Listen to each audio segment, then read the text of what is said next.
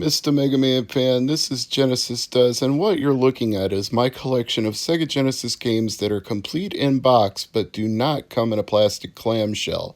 I had a store clerk tell me recently that he thought it was a fake when I bought a Monopoly game because it didn't come in the plastic box. Oh, it's real. It's damn real. And so is this debate about whether or not the Sega Genesis Mini has legs, so I thought, what better way to test that than with Castlevania Bloodlines? Because my good friend Jesse from Ivory Towers said, if you really want to notice the lag on your Genesis Mini, this is the game that it lags on the most when you do anything. The sound will be way off compared to the actual game. And I thought, well, I have the actual game, and it's actually one of the most well-preserved games I have. This is not quite Holy Grail status.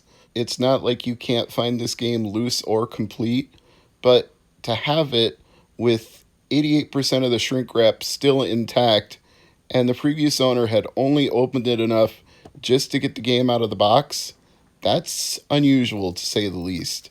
I mean, he didn't even fully split the top of it. He actually left the shrink wrap around the top to the point that I actually have to kind of corner peel it back ever so gently without tearing it, just so I can slide the tray out from it. Like I said, I don't take this one out very often. I usually prefer to play this in emulation.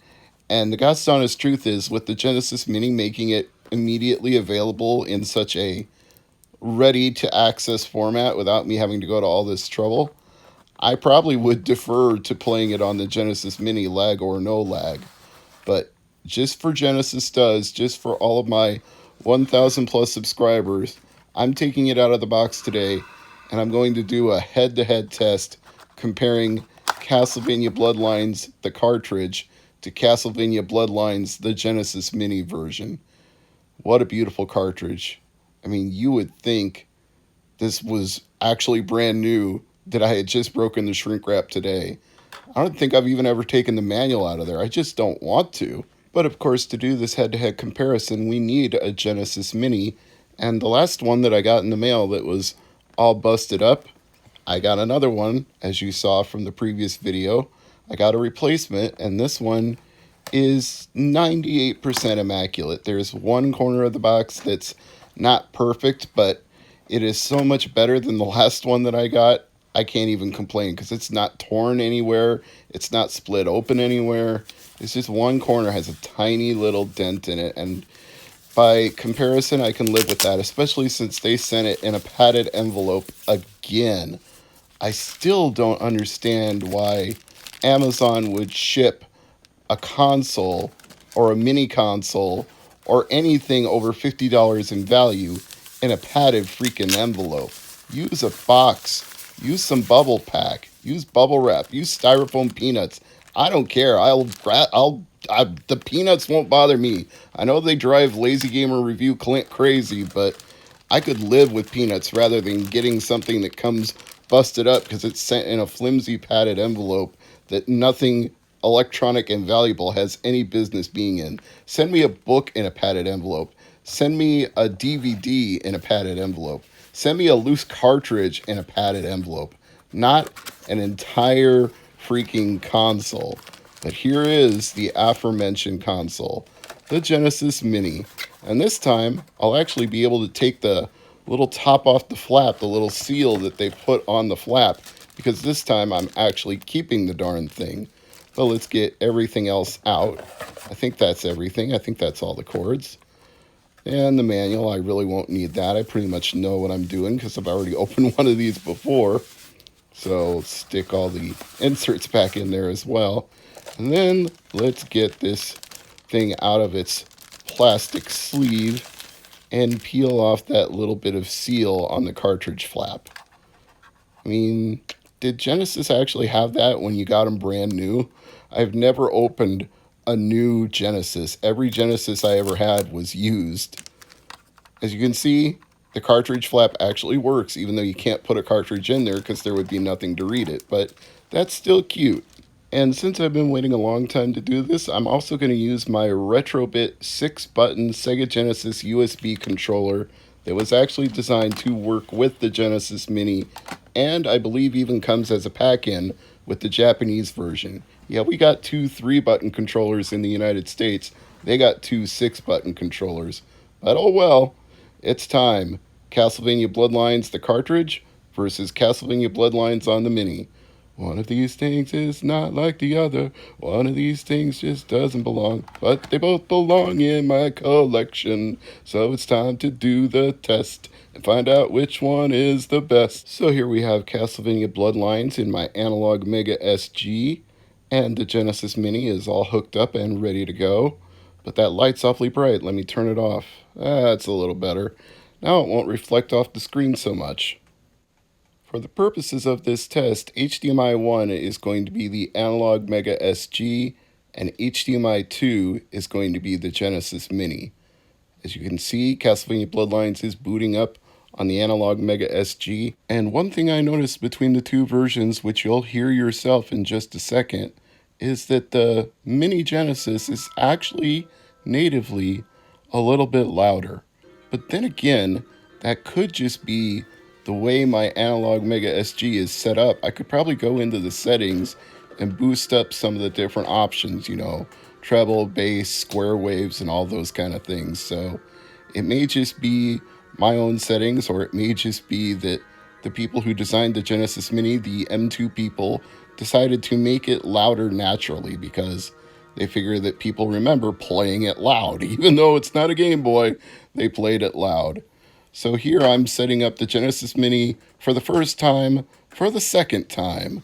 But it appears to be functioning as one would expect.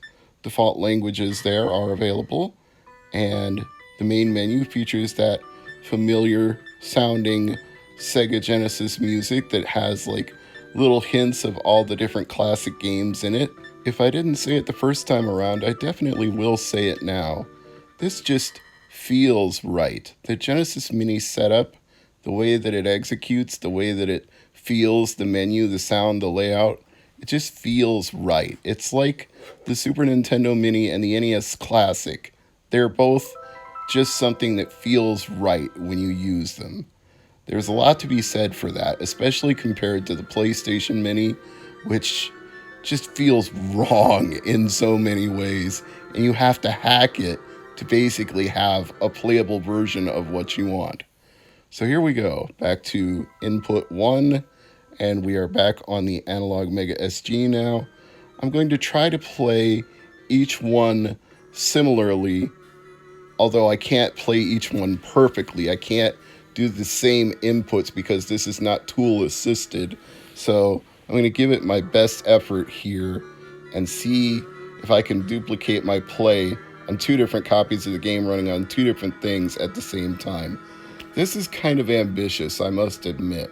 But again, I wanted to do this test because of what Jesse said to me in the comments of a previous entry in the Genesis Does series when I unboxed the first version of the Genesis Mini that I had. So I want to say that the opinions expressed in the video are my own, and if your experience is different on your hardware and your TV and your controller, that's fine. It doesn't mean I'm right and you're wrong or vice versa.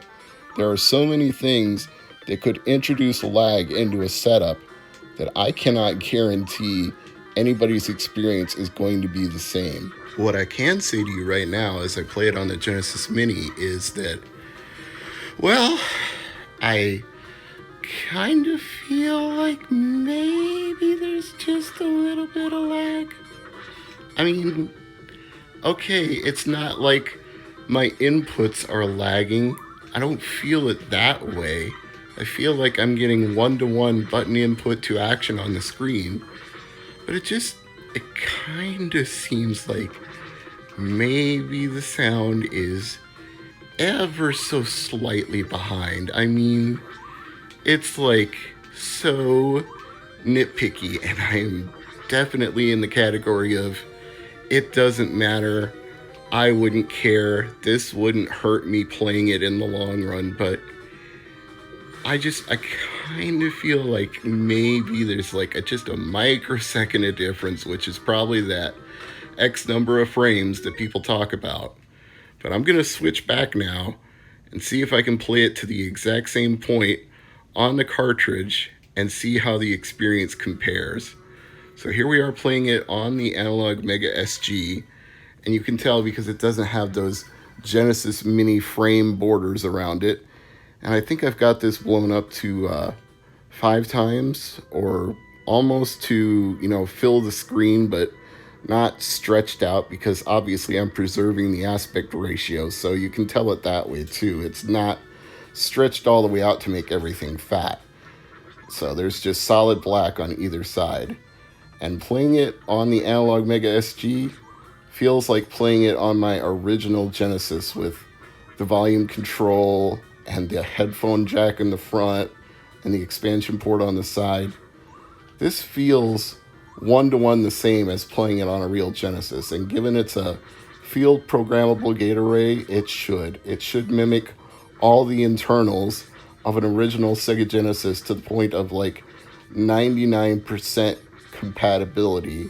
There might be some weird edge cases that just don't work, but a fairly common game like Castlevania Bloodlines wouldn't be one of them. Let me clarify what I mean when I say fairly common, because that will strike some people as being a strange statement given the value that this game currently holds. It's got a higher value because so many people love Castlevania, so many people want to complete a collection of Castlevania games, and this was a late release compared to some of the more frequently occurring Genesis games like Sonic the Hedgehog and whatnot. So yeah, it's less common than a super common game, but it's not rare either, because rare would be like there were only 1,000 of them made and half of them were destroyed and the other half were just slowly matriculated over time into private collectors' hands until somebody realized how hard it was to get, and then it shot way, way, way, way up in value because so many people wanted this obscure, rare game. Castlevania is not obscure, Castlevania is not rare, it's just in demand. And that also goes along with the whole rarity versus demand argument, which I don't know if I've ever really had on this channel before, but you can have a game that's rare that's just worth bupkis because it's not in demand. Nobody wants it, nobody clamors for it, it's not part of a series, it's not something that people remember fondly that they want to have again. If it's just garbage, it can be worth nothing. Sometimes, if it's really, really rare and it's garbage, then people will want it anyway because just the fact that it's rare, and then it will go up in value. But I think that's enough of that discussion for one day. Let's actually look at how the inputs compare to the actual action you see on the screen. So here we are on the Sega Analog Mega SG. Why did I call it the Sega Analog? It's just the Analog Mega SG, but it's made to mimic the Sega Genesis, as previously noted. And I just died because of my own stupidity, which reflects the stupidity of me not being able to express myself properly there. But if I kill this thing, I can then progress to holding up the controller to the camera and showing you how the inputs match the action on the screen. So let's get that thing out of the way. And let's collect a few candles. Oh, that's right, I'm trying to play it to the same point I was before, so I've got to finish this little area first. Get these things out of the way. Get these acid spitters gone. Try not to die again, that would be helpful. A lot of things going on the screen at once there, but no lag, which is impressive. So obviously people at Konami were doing a good job of coding when they made this game. And it's also good when you're comparing system to system to see that they both handle the same way, because if it was poorly designed, then one would have lag where the other wouldn't. But they're operating the same way, which is a credit to both the Analog Mega SG designers and the people at M2. So here's my button presses: pause, unpause, pause, unpause. And I'm using the 8BitDo wireless, so that may be introducing lag of its own accord, but honestly, I gotta say it again, with the Analog Mega SG, it feels like I'm playing this on the Genesis, and for all intents and purposes, to me, it is a Genesis. And I'm not noticing any sound or input lag.